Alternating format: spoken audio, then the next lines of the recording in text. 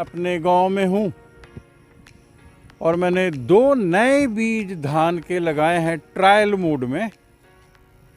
एक तो बासमती सेगमेंट में है और एक पीआर वाला परमल राइस है। तो लगभग आज 1 महीने की पौध जो है वो रोपाई की हो गई है और आज हम दूसरा यूरिया डाल रहे हैं।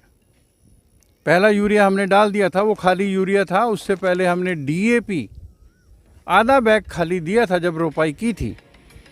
तो ये यूरिया के साथ हम क्या मिलाएंगे मैं उसकी विशेषताएं भी आपको बताऊंगा। तो ये यूरिया हमने लिया है नीम कोटेड, नीम लेपित। ये 45 किलो है और इसके साथ हम मिलाएंगे 33% वाला जिंक। ये दूसरा यूरिया की बात कर रहा हूँ मैं।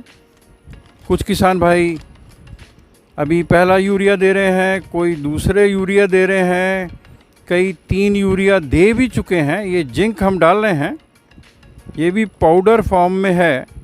सा पानी दिया हमने इस यूरिया के ऊपर ताकि जिंक का पाउडर जो है 33% वाला जिंक सल्फेट वो इसमें अच्छी तरह से चिपक जाए।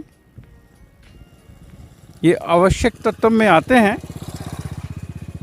ये इस तरह से हमने इसको इसके ऊपर छींट देना है।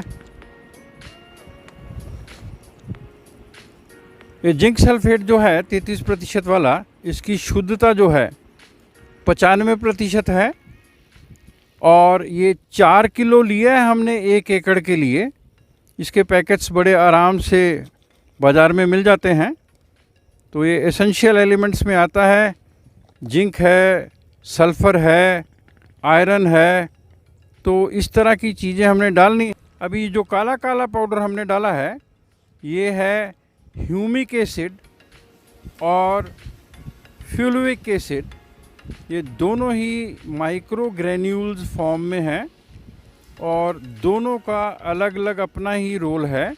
तो इन दोनों ही चीज़ों को हमने मिला दिया है। एक तो लिया हमने जिंक सल्फेट और दूसरा लिया हमने ह्यूमिक एसिड और फुलविक एसिड।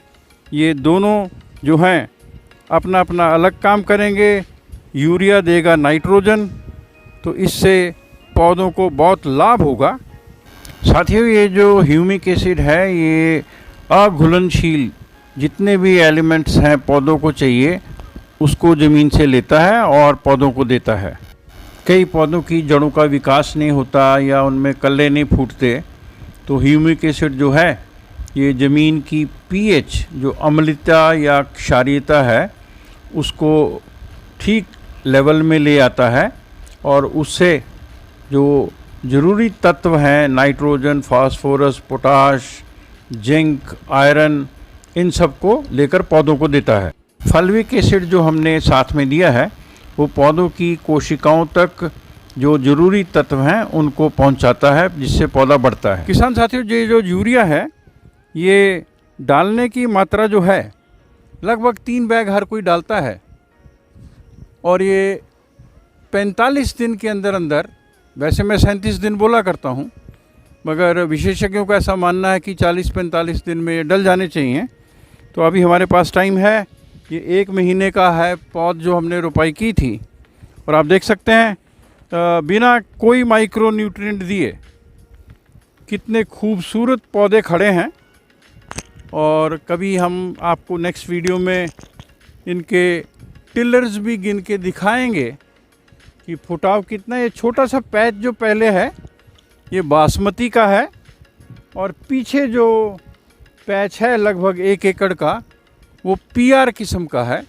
तो हम इनको पढ़ भी रहे हैं और साथ साथ आपसे साझा कर रहे हैं, क्योंकि कई किसान भाई पूछते हैं क्या डालना है, कैसे डालना है, कब डालना है।